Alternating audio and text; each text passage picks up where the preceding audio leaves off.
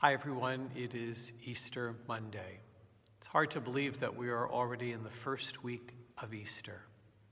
The last couple of weeks of Lent and then Holy Week have been a great challenge for all of us, haven't they? And certainly for me and for the rest of the staff, it's been difficult not to be celebrating all the rituals and the beautiful ceremonies and masses of Holy Week without you present, without you with us. During the Holy Week, the staff and I have been texting one another, and we've been texting about what we would normally be doing at different hours of the day during Holy Thursday or Good Friday or the Easter Vigil. You know, all that behind-the-scenes stuff that we would normally be doing to get ready. Tim Keyes, who's our music director, he actually called me on Holy Saturday at around 6:30, and kiddingly, he said, after I said hello, he said, well, the orchestra's up here, and so is the choir. We're waiting for you. You know, where are you? And we had a great laugh about that. So there's been moments of humor that have been getting us through these challenging weeks. I'm hoping the same for you, moments of joy, some humor in the midst of all the difficulties we're experiencing. How was your Easter? Did you have a virtual gathering with anybody? My family and I, we gathered at around 4 o'clock on Easter Sunday for a virtual cocktail hour. So it was nice to see those family members that were able to be a part of it.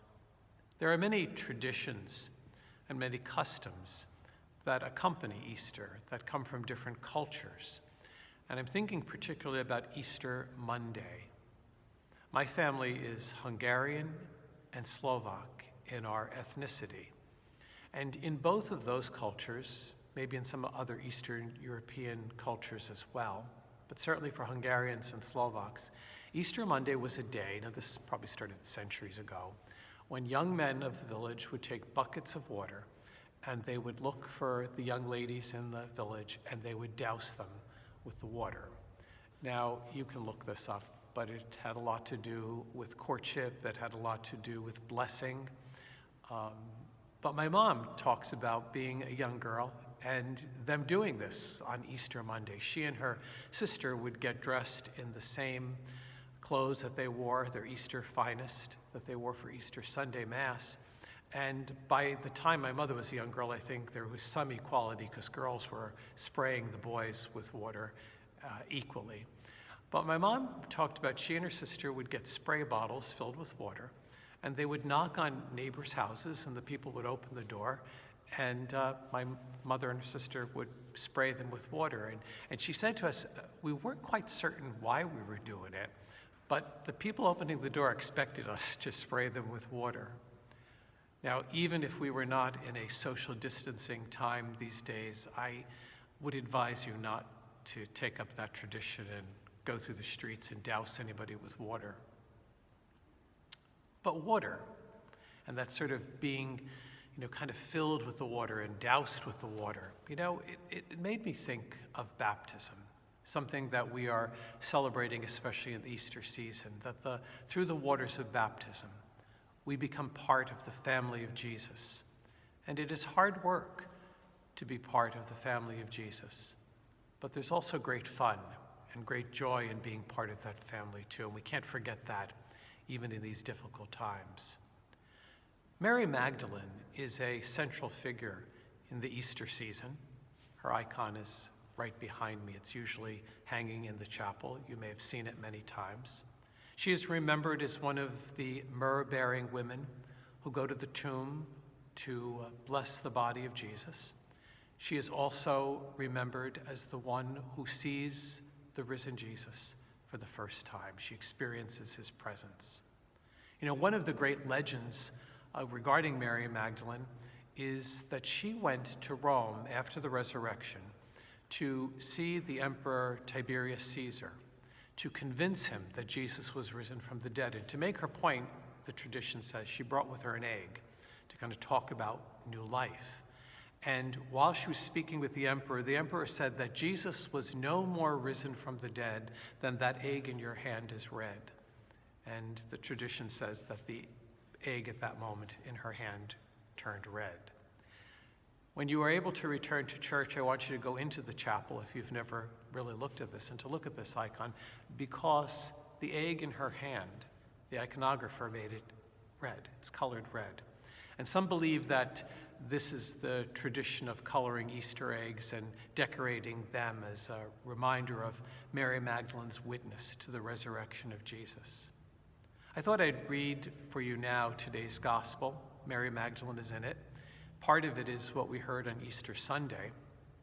And then we might just share briefly the three questions that we normally do in our faith sharing. What did I hear? What does it mean? And what is the cost? What is the challenge?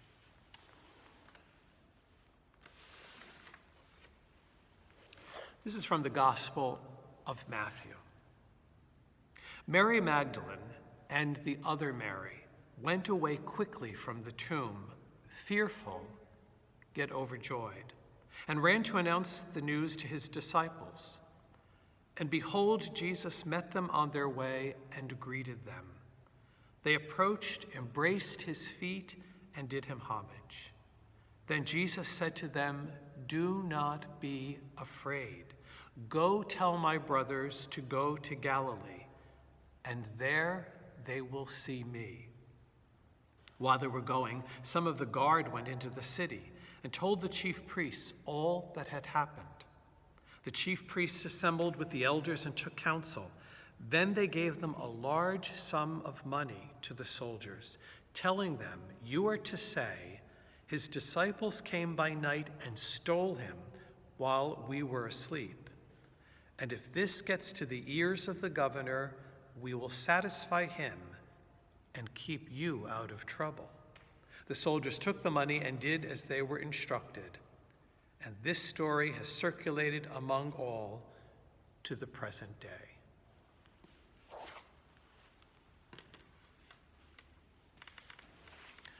What did you hear? What does it mean? What is the cost or the challenge? What I heard, two verses stood out for me. Do not be afraid. Do not be afraid.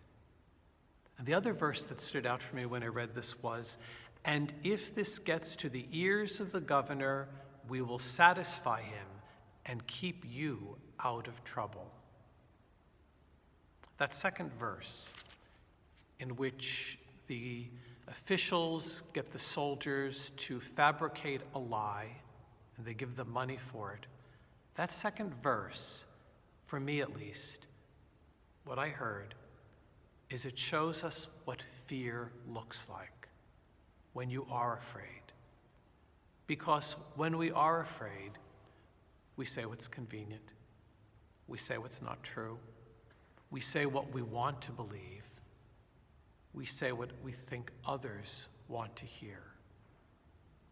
And when I listened to this passage, those two particular verses, I also thought and heard about those who in our own time and throughout the century have followed the example of Jesus. The people who are willing to speak the truth. The people who are willing to say what is the truth about life, about the dignity of every human person, about justice, about peace, about God's promises, often at personal cost. Jesus spoke the truth at personal cost, and there are many in the centuries that have followed who do the same. So that's what I heard in this first passage that I read for you right now. The second question is, what does it mean? What does it mean? You know, both Matthew and later John's gospel, they include in their accounts of the encounter of the women with the risen Jesus, this moment in which they embrace the feet of Jesus. Mary Magdalene embraces the feet of Jesus. And when I look at this passage, when I reflect on this passage, I think that meaning for me is that we have to stay close to Jesus. We have to embrace Jesus. Now, when you read the stories of the gospel, there came a moment where Jesus was no longer present physically, and so the male and female disciples could not hug him, could not hold on to his feet. But they continued to embrace his word. They continued to embrace his presence in the Eucharist. They continued to embrace him in the service that they offer to others. They allowed that embrace to direct and to help their daily life. You know, in many ways, we have been learning what it means to embrace Jesus in a different way over these last difficult weeks. We have not been able to celebrate the Eucharist, the real presence of Jesus, the ability to hold him and to embrace him physically with our bodies. But we have encountered the presence of Jesus in other ways. We've been challenged to do that by staying close to the Lord, embracing him in prayer, embracing him in kindness to others, embracing him through loving gestures, embracing him through our meditation, and embracing him and our willingness to make the sacrifices that will get us through these challenging moments. I think this passage means, in the absence of our ability to receive the Eucharist, that we have to search out the presence of Jesus always. And even once we're able to return to Mass together, the meaning of this passage is to see his presence and to embrace his presence, not just on Sunday, but every day of the week. And lastly, what is the challenge? What's the cost of this particular passage? We do not know where this journey now is headed. We don't know what it'll be like when we're able to finally move about more freely, what it will look like when we can embrace one another, we can go about some of the routines that have been put to the side for the time being. We look forward to that day, but we also look at the present moment and try to live faithfully in the present moment too. You know, over the years, what I have witnessed is that we spend a lot of intentionality, a lot of focus on Lent, giving something up, doing something, special prayers that we say, different sacrifices that we make. And then the Easter season comes, and through no fault of our own, sometimes we just say, oh, that's back there, and now we're into the events of the springtime. We no longer think of those different disciplines. I think that the challenge for us from this reading, as we move forward, is to ask ourselves, what will a meaningful Easter season look like for you? You can't forget that the Easter season is longer than the Lenten season in terms of weeks. So that's, I think, the challenge. How will we in the Easter season continue to be fervent in prayer, in our devotion, in our desire to serve others, and to embrace Jesus, to not give in to the fear, but to embrace him each day? So let's bow our heads for prayer.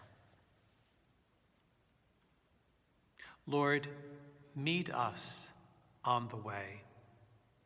Each and every day during this difficult time, meet us on the road. We acknowledge our fear, but embrace your presence so that every day will be a day of joy and a day of peace. As God has blessed us, may we always be a blessing for each other. In the name of the Father, the Son, the Holy Spirit, amen. And as our patron Charles Borromeo directed the people of his time, he directs us now, that everything we do this day will be a work of love.